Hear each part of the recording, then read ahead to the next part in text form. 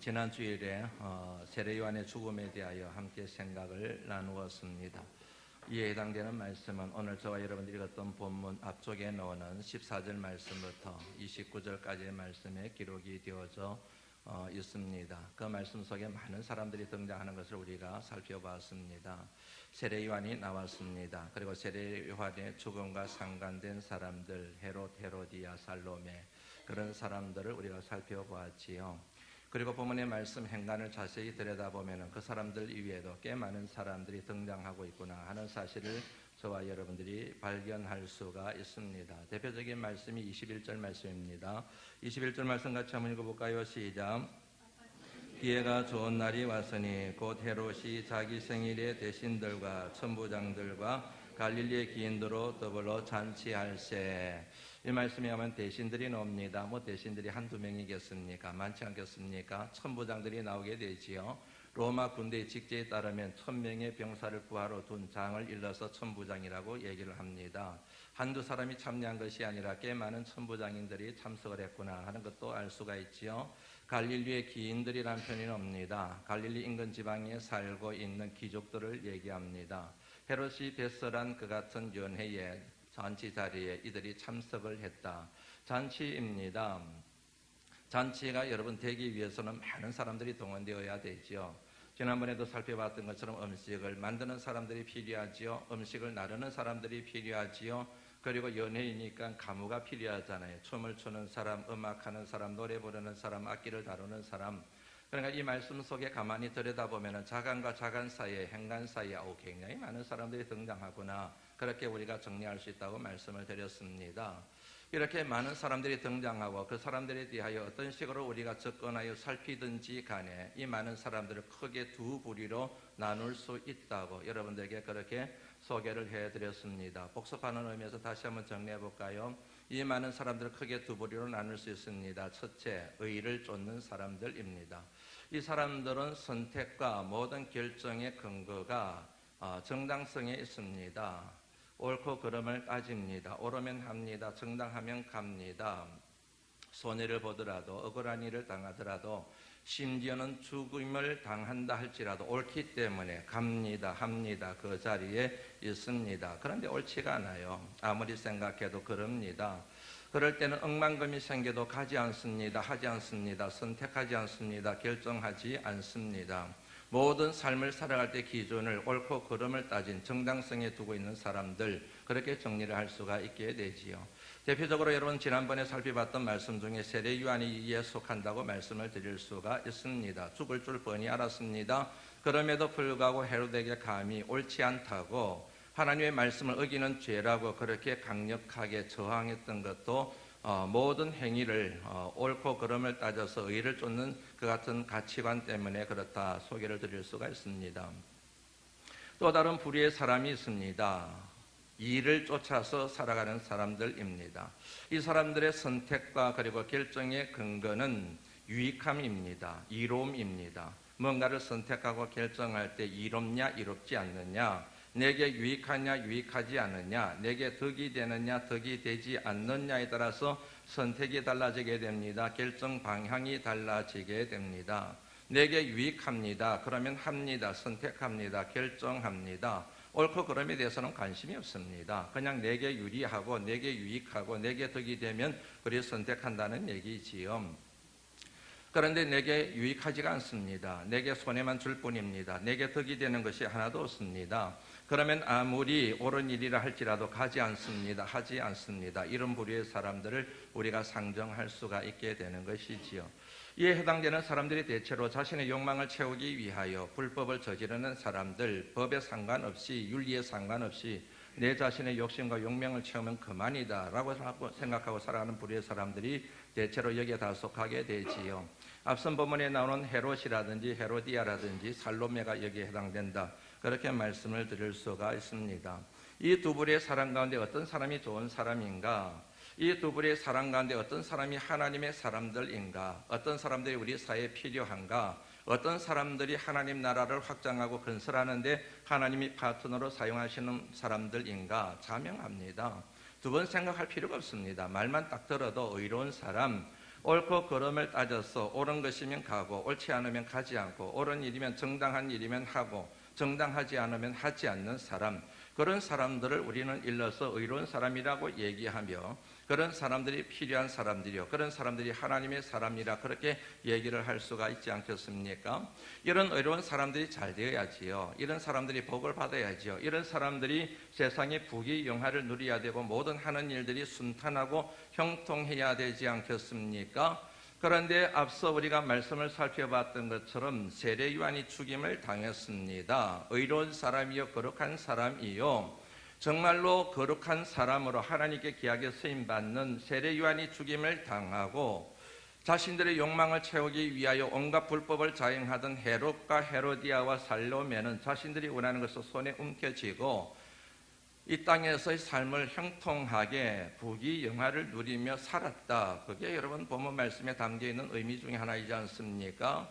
아니 불법을 행하는 사람들이 죽어야지요. 그들이 망해야죠. 그들이 저주를 받아야지요. 의로운 사람이 잘 되고 의로운 사람들이 복을 받아야 되고 의로운 사람들이 형통해야 되는 것 아닙니까? 그런데 세례 요한의 죽음의 내용을 가만히 들여다보면 결과가 정반대로 나타났다는 것을 알 수가 있지요. 뭔가 잘못돼도 한참 잘못된 것입니다. 만일 결과가 이렇게 나간다고 한다면은 이 같은 결과가 항상 나온다고 한다면 누가 의를 따라 살아가겠습니까? 누가 하나님의 뜻을 쫓아 살아가겠습니까? 의로운 삶을 사는 사람이 의를 쫓아서 살아가는 사람이 잘되고 형통해야 모든 사람들이 저마다 의를 쫓아서 살아가는 것이지 않겠습니까? 그런데 의로운 사람이 죽어버리고 그리고 불의한 사람이 형통하니 누가 의를 쫓아서 살아가겠느냐 하는 그런 얘기이지요. 성경 말씀을 읽어가다 보면 이와 유사한 말씀들이 굉장히 많이 나옵니다. 그래서 하나님 말씀은 이 같은 질문에 대하여 해답을 내리기 위하여 힘쓰고 있는데 그 말씀 중에 하나가 오늘 저와 여러분들이 읽었던 본문의 말씀입니다. 단 두 구절이에요. 그런데 단 두 구절이지만 절대 두 구절이 아닙니다. 이 말씀에 담겨있는 하나님의 메시지는 얼마나 깊고 얼마나 준엄한지 모릅니다. 이 말씀 앞에 세례 요한의 죽음이 나온다고 얘기했지요. 세례 요한의 죽음 사건을 다루고 있는 말씀 앞에 예수님께서 예수님의 제자들을 파송하시고 파송받은 그들이 파송받은 지역에서 주님의 뜻에 따라 사명을 감당하는 내용이 기록이 되어져 있습니다. 그러니까 말씀의 순서가 이런 것이죠. 예수님이 제자를 파송하는 내용, 그리고 순종하는 내용, 세례 요한의 죽음, 그러고 난 뒤에 예수님이 오늘 본문의 말씀이 나오게 된다는 얘기지요. 그러니까 이 두 말씀은 앞에 있는 내용들과 연결을 해서 이해를 하고 해석을 해야 하나님이 이 같은 말씀의 구조를 왜 우리에게 주셨는가를 정확하게 이해를 할 수가 있게 됩니다. 먼저 여러분, 세례 요한의 죽음 앞서 기록되어진 예수님께서 제자를 파송하시고 파송받은 제자들이 사명을 감당하는 내용 7절 말씀부터 13절까지의 말씀을 먼저 줄거리를 살펴볼 필요가 있습니다. 예수님께서 12제자를 파송하세요. 둘씩 짝을 지어서 파송을 하십니다. 그동안 훈련받았습니다. 교육받았습니다. 이제 주님의 사명을 감당하도록 그들에게 주님께서 기회를 주신 것이지요. 그들을 파송하실 때 주님이 그들에게 권세를 주셨습니다. 권능을 주셨습니다. 7절 말씀 한번 읽어볼까요? 읽어봅니다. 시작. 더러운 귀신을 제하는 권능을 주시고 그렇게 보내셨습니다. 그런데 그냥 보내신 것이 아니에요. 제자들이 가서 어떻게 사역을 감당해야 될지 지침을 주십니다. 디렉션을 그들에게 주셨습니다. 예를 들면 이런 것이지요. 지팡이만 들고 가거라. 돈을 가져가서는 안 된다. 배낭을 메고 가면 안 된단다. 그리고 돈을 집어넣는 천대, 돈 주머니 가지고 가서는 안 된단다. 여기는 다 이유가 있습니다. 뜻이 있습니다. 시간이 없어 그냥 지나칩니다. 여하튼 주님이 그 같은 지침을 주셨습니다. 그리고 신발 지금 신고 있는 거 그대로 가거라. 두벌 옷을 가지고 가지 마라. 갈아입을 옷을 챙겨서 가지 마라. 그냥 있는 모습 그대로 가거라. 그리고 너가 어느 곳에 가서 유하게 되면은 그 집을 떠나기까지 그곳에 머물러야 된단다. 이 집 저 집 떠돌아다니지 마라. 이 집 저 집 의탁하지 마라. 한 집에 그냥 끝까지 사명을 감당할 때까지 그대로 있어야 된단다. 11절 말씀 한번 읽어볼까요? 읽어봅니다. 시작.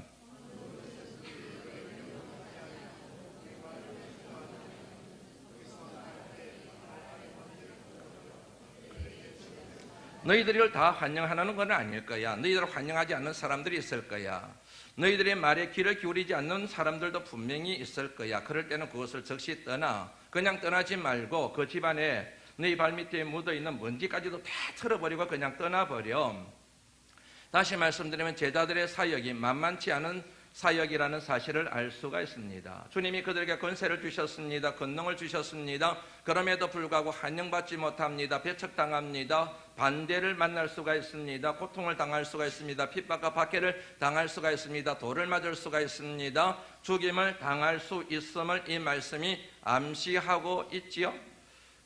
이 같은 주님의 명령에 제자들이 순종하게 됩니다. 그래야 주님이 보내신 곳에 가서 사역을 감당하게 됩니다. 회개하라, 그렇게 그들이 선포하게 되지요. 여러분, 이 말씀 굉장히 존엄한 말씀이에요. 뜬금없이 나타나가지고 회개하라 그렇게 외칠 때 그 말씀을 좋아할 사람들이 누가 있겠습니까? 그런데 제자들은 나가서 강력하게 회개하라, 주님이 하신 말씀처럼 천국이 가까이 왔느니라, 죄를 지적하고 죄를 공격하고 그 죄를 돌이키고 주님 앞에 나올 것을 강력하게 요청하는 메시지를 선포하지요. 그리고 주님이 주신 권능과 힘과 권세를 가지고 귀신을 쫓아내고 병든 자를 고치는 그와 같은 사역을 펼치게 됩니다. 일정한 시간이 지났어요. 사역을 마무리하고 난 뒤에 제자들이 주님 앞에 옵니다. 주님 앞에 와서 그들의 사역에 대하여 주님 앞에 보고하는 내용이 오늘 본문 말씀 30절에 나오게 됩니다. 한번 읽어볼까요? 읽어봅니다. 시작. 사도들이 예수께 모여 자기들이 행한 것과 가르친 것을 낱낱이 고하니, 사역을 마무리한 제자들이 예수님 앞에 왔습니다. 그들을 파송한 분 앞에 왔습니다. 그리고 고합니다. 그냥 구하는 것이 아니라 낱낱이 구합니다. 상세하게 보고합니다. 남김없이 정직하게 또 정직하게 그들의 사역에 대하여 주님께 보고합니다. 보고. 여러분, 우리가 여기서 보고 낱낱이 고하니 이 표현을 주목해 봐야 됩니다. 왜냐하면 이 표현이 세례 요한의 죽음의 의미를 이해하고 해석할 수 있는 많은 키워드들 가운데 하나이기 때문에 그렇습니다. 보고라는 단어 염두에 두시지요. 앞서 말씀드린 것처럼 이 말씀의 구조가 되게 재밌습니다. 처음 부분이 예수님의 제자들을 부르시고 제자를 파송하는 내용이 나오지요. 그리고 이어서 세례 요한의 죽음이 얘기 나옵니다. 그러고 난 다음에 파송받았던 제자들이 돌아와서 예수님 앞에 보고하는 내용이 되어져 있습니다. 이 말씀하고 마지막에 있는 말씀이 붙어야 되는데 이 말씀 중간에 세례 요한의 죽음이 또 끼어 있는 것이지요. 세례 요한에 대한 죽음의 기사가 중간에 뜬금없이 끼어져 있습니다. 여러분, 성경을 읽어가다 보면 이런 말씀들이 굉장히 많이 나옵니다. 자세하게 읽어가다 보면, 꼼꼼하게 읽어가다 보면 말씀이 맥이 안 통하네, 왜 이게 갑자기 들어와 있지? 흐름이 놓쳐지는데, 흐름이 끊기는데, 그런 말씀들이 굉장히 많이 나와요. 이런 말씀을 일러서 뭐라고 얘기하느냐 하면 샌드위치 복음이라고 얘기합니다. 샌드위치 말씀이라고 그렇게 얘기합니다. 샌드위치 여러분들 잘 아시죠? 빵 조각이 있잖아요. 그리고 내용물이 있잖아요. 그리고 빵 조각이 있지 않습니까? 이거를 일러서 샌드위치라고 얘기하는 거예요. 빵 그 자체로는 의미가 없어요. 내용물이 있어야 됩니다. 그 내용물을 중심으로 해서 빵 두 조각이 딱 하나가 될 때 그때 샌드위치라고 하는 음식이 되는 것 아시죠? 여러분들 이 샌드위치를 가만히 생각해 보시면 이 빵 조각과 이 빵 조각의 가치를 결정하는 것이 내용물이에요. 속 내용물입니다. 어떤 재료를 사용하느냐, 달걀 후라이를 넣느냐 아니면 참치를 넣느냐, 뭘 넣느냐에 따라서 샌드위치 이름이 달라지는 거예요. 계란 후라이를 넣게 되면은 계란 샌드위치가 되는, 후라이 샌드위치가 되는 거이지요. 베이컨을 넣게 되면 베이컨 샌드위치가 되는 거이지요. 채소를 넣게 되면 채소, 야채 샌드위치가 되는 거이지 않습니까? 이 내용물과 양쪽에 있는 빵 조각의 상관관계를 여러분 염두에 두시라는 얘기입니다. 그러니까 세례 요한의 죽음이 중앙에 끼어져 있는데 양쪽에 있는 예수님의 제자들이 파송하시고 그리고 사역을 감당하고 보고하는 내용, 이것과 세례 요한의 죽음과의 상관관계, 제자들의 파송과 보고 내용이 세례 요한의 말씀 죽음을 이해하는 해석의 키워드이고, 그리고 세례 요한의 죽음이 예수님의 제자들이 파송받고 사역을 감당하고 보고하는 것과 밀접한 상관관계가 있다는 사실을 자연스럽게 정리를 하시라는 그런 말씀입니다. 여기에는 하나님의 의도가 있어요. 이렇게 말씀을 구성하고 이 같은 논리를 가지고 말씀을 기록하신 하나님의 의도가 있다는 얘기입니다. 독자들이 그 의도를 깨닫게 되면은 세례 요한의 죽음에 얽힌 많은 의문들을 풀어낼 수가 있다는 얘기입니다. 앞서 여러분들에게 운을 뗀 것처럼 세례요한의 죽음을 접하는 독자들마다, 말씀을 읽는 사람들마다 의문에 사로잡히게 돼요. 그 의문은 굉장히 고통스러운 의문입니다.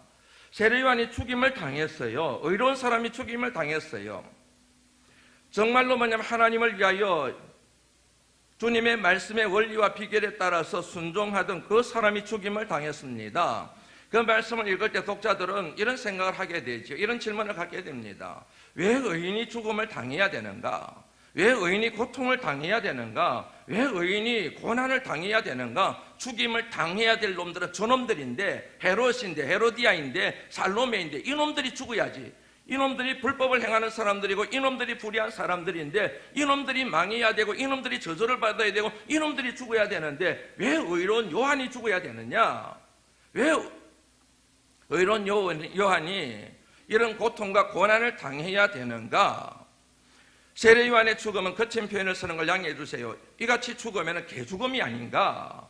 하나님의 일을 한다고 해놓고 하나님을 믿는 사람이 이렇게 죽임을 당하고 마무리되면은 어떻게 우리가 하나님을 믿을 수가 있겠며 하나님이 살아계시다고 우리가 어떻게 믿을 수가 있냐? 이런 죽음은 개죽음이 지나지 않는 게 아닌가?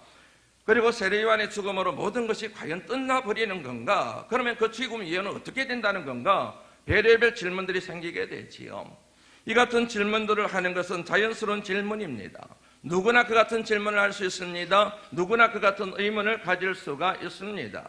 이 같은 질문을 갖고 있는, 그 같은 질문을 가지고 실험하고 있는 독자들에게, 하나님의 말씀을 읽는 사람들에게 하나님 말씀이 단호하게 No, 아니다, 끝이 아니다, 세례 요한이 불행한 게 아니다, 저주를 받은 게 아니다, 그거를 메시지를 전하는 말씀이 바로 오늘 읽었던 30절 말씀, 31절 말씀 이 두 가지라는 얘기입니다. 세례 요한을 죽음 모든 것이 끝난 것이 아니라 모든 것이 그의 죽음으로 모든 것이 끝난 것이 아니라는 사실을 묵시적으로 암시적으로 보여주는 것이 바로 주님의 제자들의 사역에 대한 주님 앞에서의 보고, 낱낱이 아랜 사건, 그거라고 하는 사실입니다. 쉽게 말씀드리면 이런 겁니다. 세례 요한이 죽었다, 육신의 죽임을 당했다, 목배임을 당했다, 그것으로 끝난 것이 아니다. 주님의 제자들이 주님의 명령에 따라 주님의 말씀에 순종하여 사역을 감당하고 그 사역을 다 마무리하고 난 뒤에 그들을 파송하신 주님 앞에 나와서 낱낱이 보고했다, 낱낱이 다 아뢰었다, 낱낱이 다 고했다, 정직하게 주님 앞에 말씀을 드렸다. 그와 마찬가지로 이렇게 되는 겁니다. 그와 마찬가지로도 세례 요한이 죽었다, 그를 이 땅에 보내시고 그에게 소명을 주신 살아계신 하나님 앞에 갔다, 그리고 그 하나님 앞에 이 땅에서 그의 모든 사역에 대하여 낱낱이 보고를 드렸다, 보고하고 있다, 보고하게 될 것이다. 이 같은 의미가 30절 말씀, 31절 말씀에 담겨있는 의미라고 하는 사실을 여러분들이 이해하시면 좋겠습니다. 육신의 죽음으로 모든 것이 끝나는 것이 아니라 그 위에 영원한 세계가 주어지게 되는데 그의 영은 영원하신 하나님 앞에 가서 그의 사역에 대하여 보고를 하게 되고 그 보고 내용에 대하여 하나님의 심판을 받게 될 것이다. 이 메시지를 지금 주고 있는 거예요. 이 메시지를 주기 위하여 이 같은 샌드위치 구조의 말씀이 기록되었다는 사실입니다. 좀 더 이 말씀을 잘 이해하기 위하여 마태복음 25장의 말씀 한번 보시죠. 마태복음 25장 31절 말씀부터 41절까지의 말씀, 46절까지의 말씀을 긴 말씀인데 한 구절씩 제가 말씀드린 것을 염두에 두시고 한 절씩 읽어보겠습니다. 31절 말씀입니다. 인자가 자기 영광으로 모든 천사와 함께 올 때에 자기 영광의 보좌에 앉으리니, 뭘 의미하는지 아시죠? 주님의 재림을 얘기하는 겁니다. 심판의 때를 얘기하는 겁니다. 그때 주님께서, 재림주로 오신 주님께서 보좌에 앉으셔서 심판을 내리시는 서두에 대한 내용입니다. 그 다음 여러분들 읽으시죠. 시작.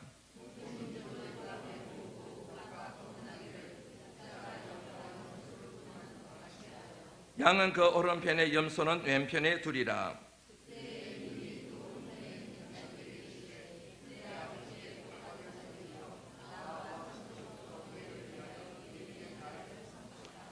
내가 줄일 때에 너희가 먹을 것을 주었고 목마를 때에 마시게 하였고 나그네 되었을 때에 영접하였고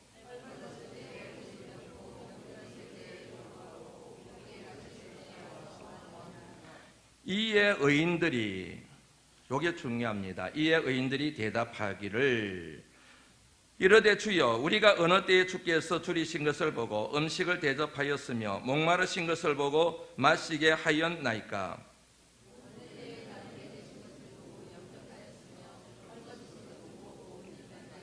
어느 때에 병드신 것이나 옥에 갇히신 것을 보고 가서 비웠나이까 하리니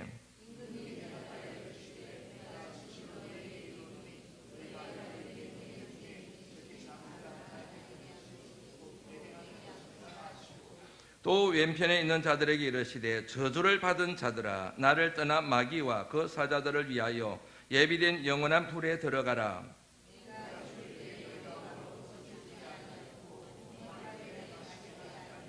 나그네 되었을 때 영접하지 아니하였고 헐벗었을 때에 옷 입히지 아니하였고 병들었을 때와 옥에 갇혔을 때에 돌보지 아니하였느니라 하시니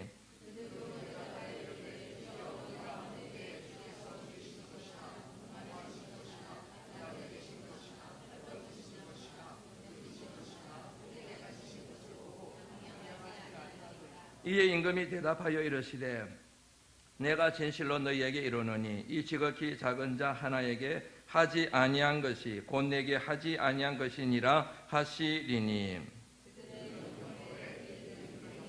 들어가리라 하시니라. 감을 잡으셨지요?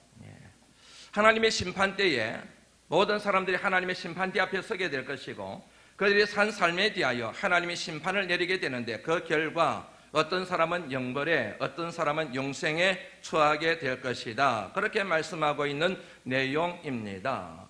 이 같은 말씀의 눈을 가지고 오늘 앞서 말씀드렸던 세례 요한과 예수님의 제자들이 파송받고 그들이 다시금 돌아와서 주님 앞에 보고하는 내용을 이렇게 들여다보게 되면은 오늘 본문 말씀의 맥락이 무엇이냐면 이 말씀을 통하여 이 말씀을 읽는 독자들로 하여금 하나님의 사람들로 하여금 인간은 반드시 죽는다. 그 죽음의 때에는 반드시 하나님의 심판대 앞에 서게 된다. 하나님의 심판대 앞에서 이 땅에서 하나님이 주신 소명에 따라서 살았는지 살지 않았는지에 대하여 보고를 하게 될 것이고 그 보고의 내용에 따라서 심판을 받게 될 것이다. 양과 염소로 그리고 영생과 영벌로 심판을 받게 될 것이다. 이 같은 의미가 오늘 본문 말씀에 그대로 드러나 있다는 사실을 알 수가 있습니다. 제가 우리 교회 와서 목회를 하면서 여러분들에게 도전적인 질문을 참 많이 던졌습니다. 그 가운데서 가장 많이 던진 질문 가운데 하나가 이런 질문입니다. 여러분들은 왜 사세요? 여러분들은 왜 일을 하십니까? 여러분들은 왜 돈을 버십니까? 왜 그렇게 일찍이 나가서 저녁 늦게 들어오십니까? 왜 여러분 야근을 하십니까? 왜 밤새워 일을 하십니까? 왜요? 왜 좋은 음식을 먹기 위하여 힘쓰십니까? 왜 여러분 건강을 그렇게 관리하십니까? 살을 빼기 위하여 실험하시고 왜 그렇게 하십니까? 다시 질문합니다. 여러분들은 왜 사세요? 왜 일을 하세요? 왜 돈을 버세요? 왜 그렇게 여러분 사람들에게 시달려가면서 직장 생활하세요? 왜요? 왜 그러시냐고요?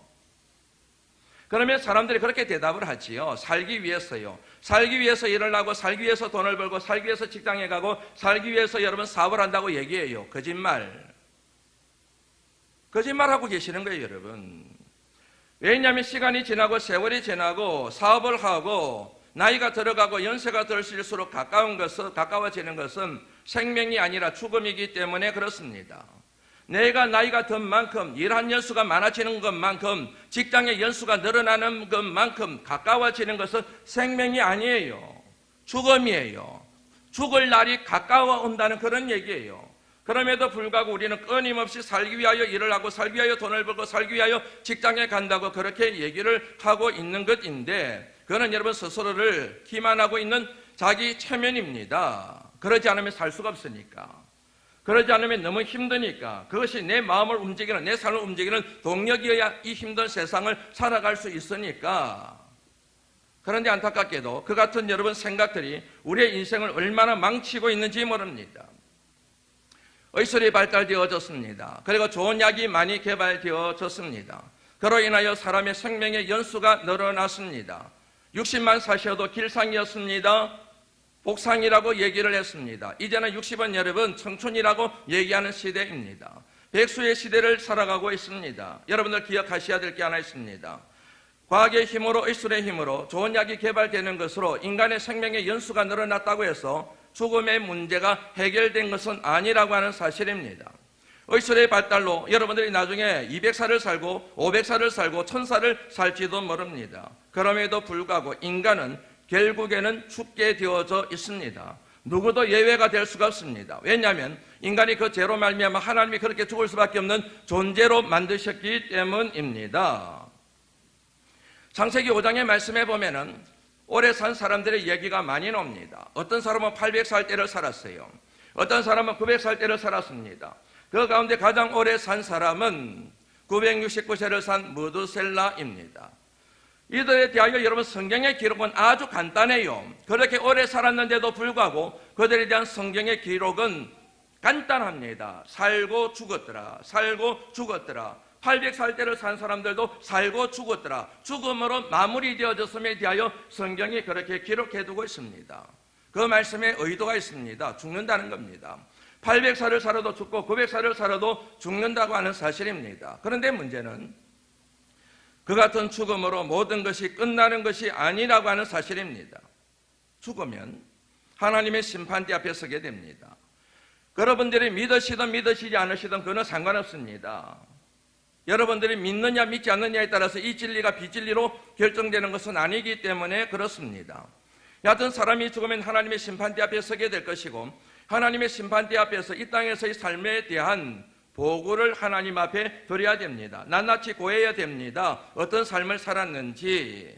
만약에 저와 여러분들 우리의 삶에 대하여 거짓을 부리거나 속이거나 정직하지 못하게 대답을 할 때에 그때 하나님께서 저와 여러분들에 대하여 마태복음 25장의 말씀처럼 지금까지 우리가 살아온 모든 삶의 흔적인 기록되어져 있는 생명록을 뒤적여가면서 너 거짓말하네.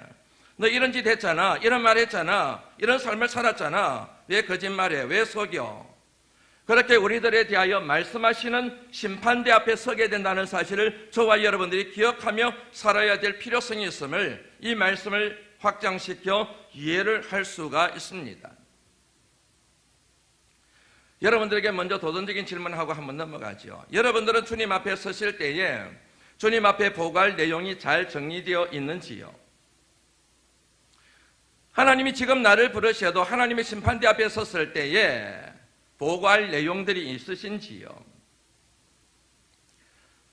이 같은 보고 내용은 여러분 세례 요한에게만 그리고 예수님의 제자들에게만 있는 것은 아닙니다. 예수님도 사역을 마무리하실 때, 공생애를 마무리하실 때, 생애를 마무리하실 때 성부 하나님께, 성자 하나님을 이 땅에 보내신 성부 하나님께 보고를 하시게 됩니다. 그 배고 내용이 묶여져 있는 말씀이 요한복음 17장 대제사장의 기도라고 얘기를 합니다. 예수님이 33년 생애에 대하여 좁혀서 공생의 3년에 대하여 성부 하나님께 보고를 간단하게 이렇게 드리게 됩니다. 요한복음 17장 4절 말씀입니다. 아버지께서 내게 하라고 주신 일을 내가 이루어 아버지를 이 세상에서 영화롭게 하였습니다.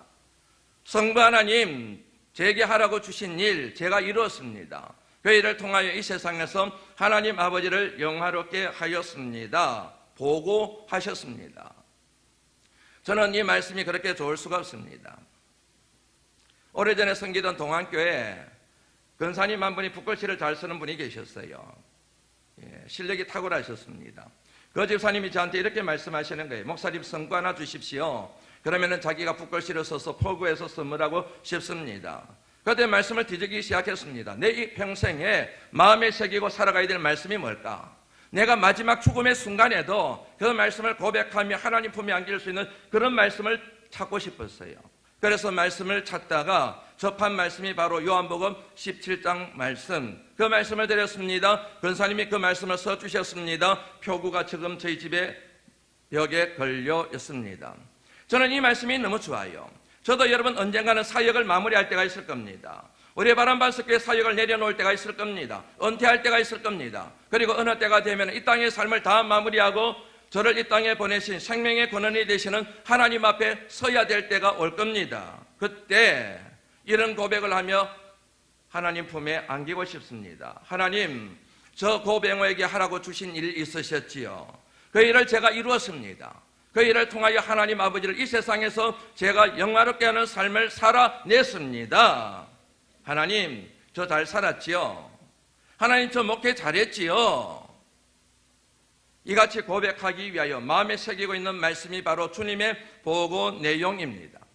여러분, 세례 요한의 삶이 바로 이 보고 내용에 걸맞는 삶이었다는 사실을 저와 여러분들이 알 수가 있습니다.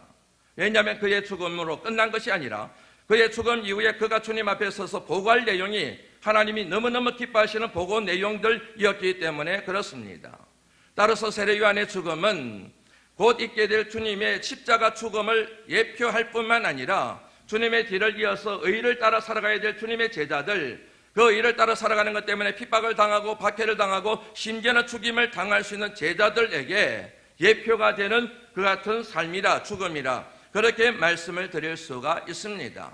그리고 한 걸음 더 나아가서 주님의 제자로 살아가야 될 저와 여러분에게 주시는 하나님의 권면의 말씀이요, 도전의 말씀이요, 삶의 방향, 디렉션이라, 그렇게 말씀을 드릴 수 있다는 얘기지요. 이 같은 의도가 바로 하나님의 의도예요. 이 말씀을 읽는 모든 사람들로 하여금 결국에는 세례 요한처럼 죽임을 당하게 되면 주님 앞에 가서 우리의 삶에 대하여, 사역에 대하여, 인생에 대하여 보고하게 될 것이다. 그 보고 내용에 따라서 하나님의 심판이 달라지게 될 것이다. 이 같은 가르침과 권면을 주시기 위한 의도가 이 말씀의 구조, 샌드위치 말씀에 담겨있는 하나님의 메시지라고 하는 사실입니다. 31절 말씀 한번 읽어볼까요? 한번 읽어봅니다. 시작.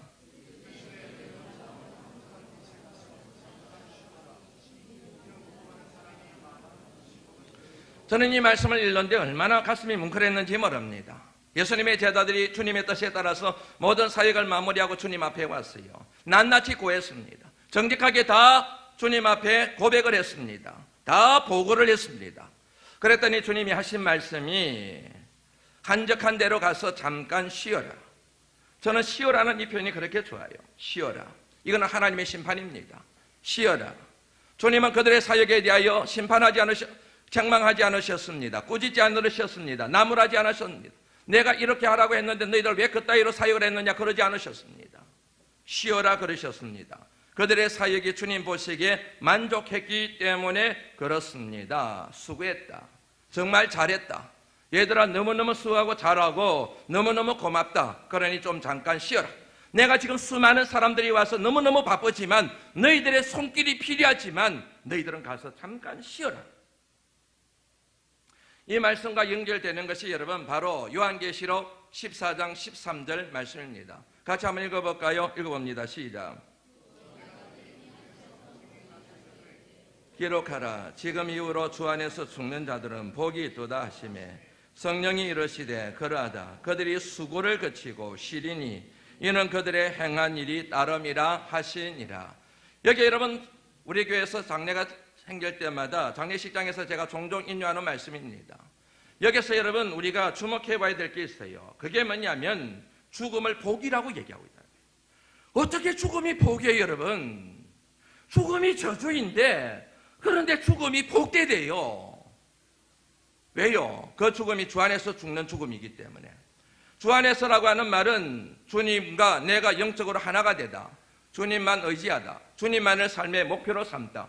이 땅에 살아가는데 주 안에서 살아요. 주님만 의지해요. 주님만 삶의 목표로 삼아요. 주님의 정신과 의를 가지고 주님의 뜻을 이루는 삶을 살아가요. 그런 사람들의 죽음이 복된 죽음이라는 거예요. 왜요? 그 죽음 이후에 영원한 생명의 세계가, 영생이 그에게 복으로 주어지기 때문에 죽음으로 끝나는 것이 아니라 죽음 이후의 삶이 영원한 축복의 삶이요 구원의 삶이 되기 때문에 이 땅에서의 사역을 통하여 하나님의 영광이 되었던 그들에게 영원한 쉼이 주어지기 때문에 더 이상 고통도 없고 아픔도 없고 핍박도 없고 박해도 없는 그 같은 영원한 영생의 삶이 그들에게 주어지기 때문에 주 안에서 죽는 자들의 죽음은 저주가 아니라 주 안에서 죽는 자들의 죽음은 복이라고 이렇게 선언하고 있다는 얘기지요. 잠깐 동안 주님의 사역을 감당했던 제자들에겐 잠깐의 쉼이 주어졌습니다. 그러나 이 땅에 와서 주님의 가셔야 될 그 첩경을 평탄하게 했던 세례 요한의 죽음은 영원한 쉼이 되었음을 이 말씀을 통하여 저와 여러분들에게 주시는 하나님의 교훈인 줄로 믿습니다. 사랑하는 성도 여러분, 잠깐의 쉼이 아니라 주님 안에 계심으로 영원한 쉼을 삼으시는 하나님의 사람들이 되실 수 있기를 주의 이름으로 축원합니다. 말씀을 마무리합니다. 사람의 인생의 연수를 계산하는 방법이 둘 있습니다. 하나는 생물학적 연령을 가지고 계산하는 방법입니다. 100살을 살았습니다. 백수를 누렸다고 얘기합니다. 90을 살았습니다. 오, 장수하셨네 그럽니다. 80을 사셨습니다. 오래오래 잘 사셨네, 복 받으셨네, 그렇게 얘기를 합니다. 그런데 이것은 여러분 사람이 계산하는 방법인 것 아시지요? 사람은 여러분 산년수를 가지고 그 사람이 복을 받았네, 장수했네, 어떻네 저떻네 얘기를 합니다. 그런데 하나님의 계산법이 있습니다. 하나님의 계산법은 사람의 계산법과 전혀 다릅니다. 하나님의 계산법은 이렇습니다. 이 땅에 와서 얼마만큼 하나님의 뜻을 준행하는 삶을 살았느냐, 그것이 하나님이 인생을 계산하는 방법이라고 하는 사실을 조금만 생각해 보면 알 수가 있어요. 이 땅에 와서 생물학적 연령이 80년이었습니다. 그런데 하나님의 뜻을 이루는 삶이 5년밖에 되지 않았습니다. 그러면 그 사람의 인생은 5년 인생이에요. 하나님의 심판대 앞에 섰을 때 내가 너에게 90을 살 수 있는 시간을 주었는데 너는 왜 5년밖에 살지 못했느냐? 너는 왜 85년을 허비하고 낭비하고 그렇게 살았느냐? 내가 너에게 80년의 인생을 주었는데 왜 너는 사랑하며 산 년수가 10년밖에 되지 않았느냐? 70년의 인생은 어디다가 까먹고 너희가 살았느냐? 도대체 뭐하고 살았느냐? 하나님이 계산하는 방법이 그렇다는 사실을 여러분들 아셔야 됩니다. 주님의 생애는 여러분 33년이었습니다. 주님의 생애를 둘로 나눕니다. 사생애와 공생애로 나눕니다. 사생애는 30년입니다. 공생애는 3년입니다. 여러분 예수님에 대한 일생을 기록하고 있는 마태복음, 마가복음, 누가복음을, 요한복음을 보게 되면은 예수님의 사생에 대해서는 거의 나오지를 않아요. 예수님이 태어나실 때 그때만 조금 다를 뿐이지 예수님이 자랄 때 30년의 생에 대해서는 침묵하고 있습니다. 아무 의미가 없는 것은 아니지만 그 같은 것이 중요하지 않기 때문에 더 중요한 게 뭐예요? 3년의 공생애예요. 그래서 여러분 주님의 생애가 33년이었지만 하나님은 말씀을 기록하게 하실 때에 사생애는 빼버리고 공생애 중심으로 그의 삶을 기록하게 하셨던 이유가 여기에 있는 것입니다. 다시 말씀드리면 33년의 생애가 주어졌지만 하나님의 계산법에 들어가는 것은 사생애가 아니라 바로 3년의 공생만이에요. 하나님의 거룩한 영광을 위하여 쓰임받는 생애였기 때문에 그렇습니다. 주님의 공생애는 3년이었습니다. 그 공생애의 절정의 기간은 죽음을 포함하는 고난주간이었습니다. 고난주간의 절정은 십자가 위에서 죽임을 당하신 금요일이었습니다. 이 같은 죽음이 주님의 생애의 완성이었습니다. 골고다 언덕에서 십자가 위에 죽으심으로 주님의 사역이 완성되어졌습니다. 주님의 공생애가 완성되어졌습니다. 이 같은 주님의 죽으심으로 인하여 저와 여러분들이 살아났습니다. 구원을 얻게 되었습니다. 영생을 얻게 되었습니다. 믿으시는지요? 그런 저와 여러분들에게 하나님이 던지시는 질문이 있습니다. 십자가를 질 수 있나? 오늘 함께 불렀던 찬양 십자가를 질 수 있나? 만약에 여러분 십자가를 질 수 없다고 한다면 십자가의 은혜를 고백하는 여러분의 입술은 죄송한 얘기라고 할 필요 없을 것 같아요. 거짓된 입술이에요. 여러분의 삶 가운데 예수 그리스도로 인하여 구원을 받았다고 한다면 여러분의 삶 가운데 공생애가 있어야 됩니다. 공생애가 없이 오직 눈만 뜨면 먹고 사는 것, 세상의 부귀 영화를 누리는 것, 의를 쫓는 것이 아니라 이를 쫓는 삶을 살아간다고 한다면 여러분의 신앙에 심각한 문제가 있습니다. 왜냐하면 진정한 십자가 보혈의 의미를 여러분들은 아직 전혀 깨닫지 못하고 있거나 예전에는 깨달았는데 시간이 지나고 세월이 지나가면서 다 까먹어버렸기 때문에 그런 거예요. 그러니까 구원의 감격이 없어요. 사순절이 되어도 느낌이 없어요. 고난주간이 되어도 그 고난에 대한 의미가 느낌이 오지를 않아요. 도대체 느낌이 오질 않아요. 눈물이 나질 않아요. 마음속에 슬픔이 생기질 않아요. 교회에서 이렇게 얘기를 하든 뭘 얘기를 하든지 간에 움직이질 않아요. 양심이 마비되어 버린 거예요. 예수 그리스도로 인하여 그 속에 십자가 보혈이 흐르질 않는 거예요. 죽어버렸어요. 한국교회가 죽어버렸고 목회자들이 죽어버렸고 여러분들의 심령이 다 죽어버린 거예요. 지금. 그러니까 힘든 거예요. 예수 믿기가 너무 힘든 거예요. 교회만 오면 죄책감이 시달리는 거예요. 교회를 나오기가 싫어요. 도대체. 여러분들에게 묻습니다. 여러분들의 심령 속에 주님의 십자가 보혈이, 뜨거운 주님의 십자가 보혈이 흐르고 있어요. 지금. 그 십자가의 보혈이 여러분들을 살아서 펄떡펄떡거리게 만들고 있냐니까요.